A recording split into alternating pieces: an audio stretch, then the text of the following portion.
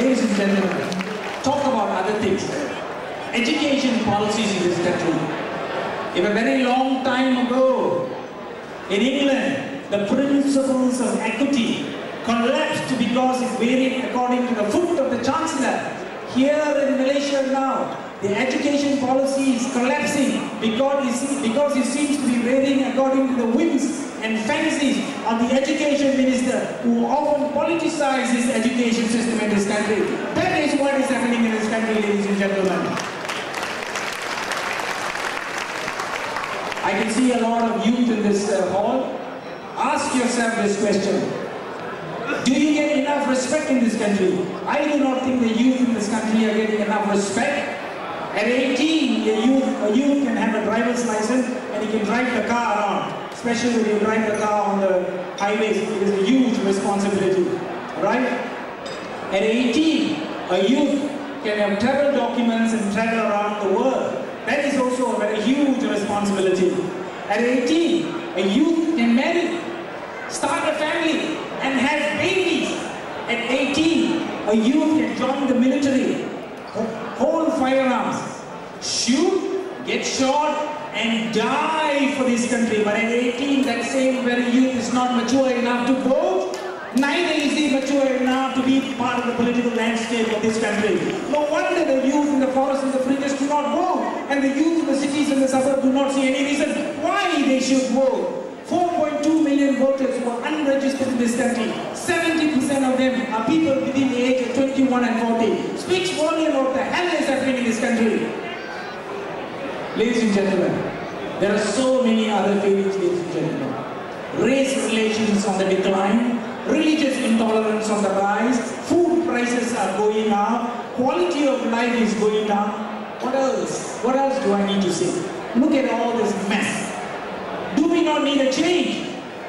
Do we not need a change?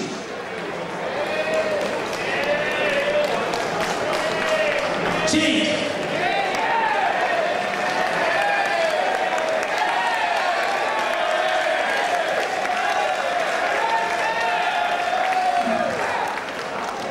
Ladies and gentlemen, there are so much of injustice in this country.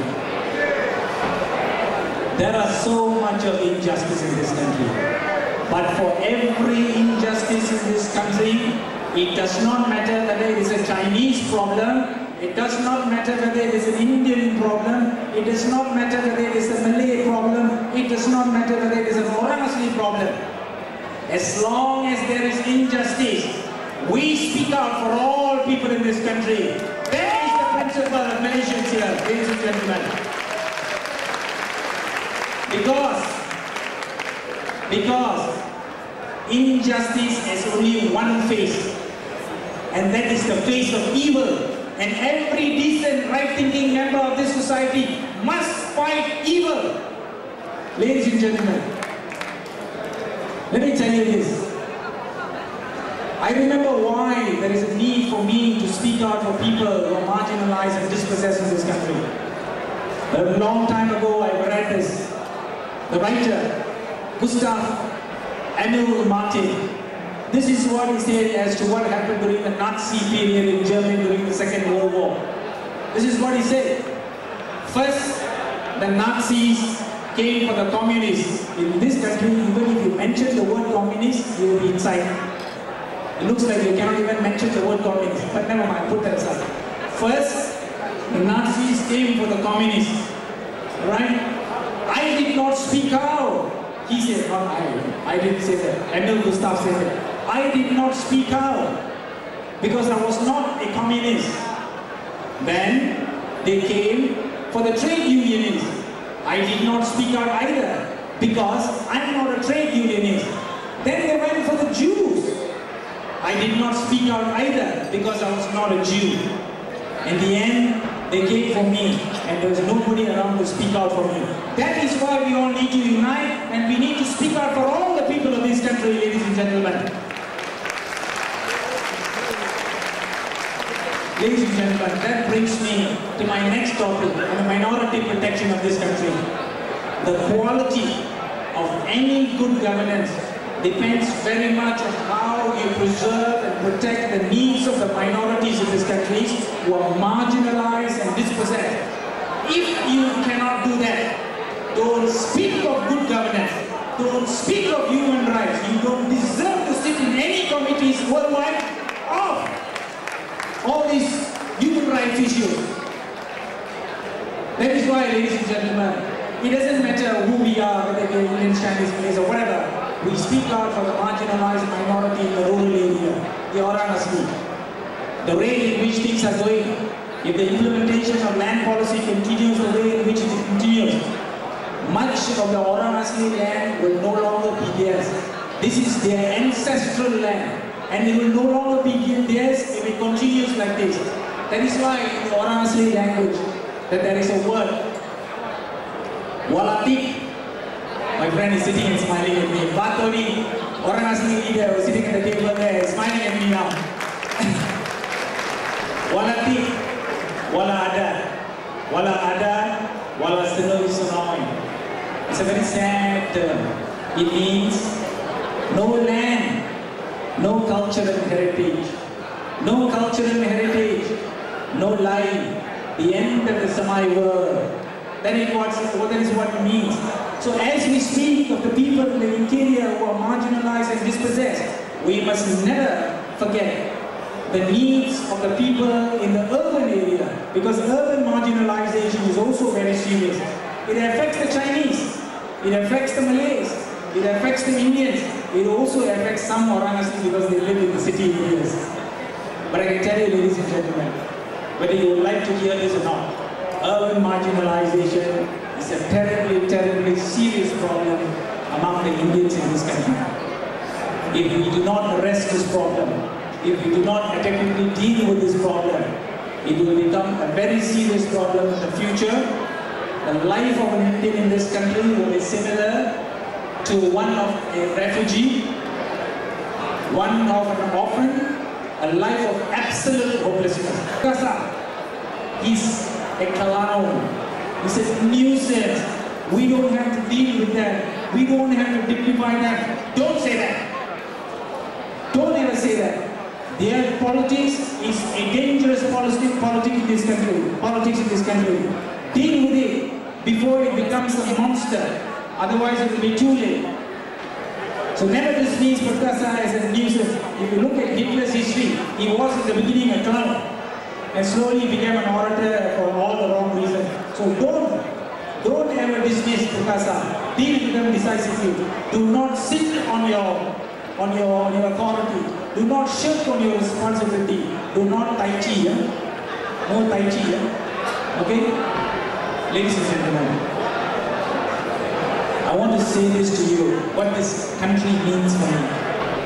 More than 100 years ago, if I can borrow the words of the great Abraham Lincoln, more than 50 years ago, my ancestors came to this country. My ancestors came to this land of promise and hope and opportunity. Not only my ancestors came to this land of promise and hope and opportunity, the people from around the world came to this land of hope and opportunity and promise. The Siamese came to this country. Their descendants have made it big in this country, right to the top. Check out Malaysian history, where a Siamese is seated, whether a Siamese descendant is seated as the Prime Minister of this country. The Bugis came from the islands of Sulawesi. Their descendants have made it big in this country, right to the top. From the land of the great Ottoman Empire, the Turkish came to this country. Their descendants too have made it big in this country, right to the top. From the western part, the eastern part of India, no matter how much they deny, no matter how much they say they are constitutional Malays, they came to this country. Their descendants have made it big in this country, right to the top.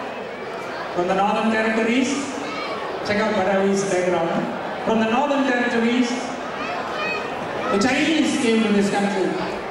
Their descendants have made it big in this country too, right to the top. So it holds true that this land is a land of opportunity for all the people of this country. It is because of that opportunity, it is because of that hope, our forefathers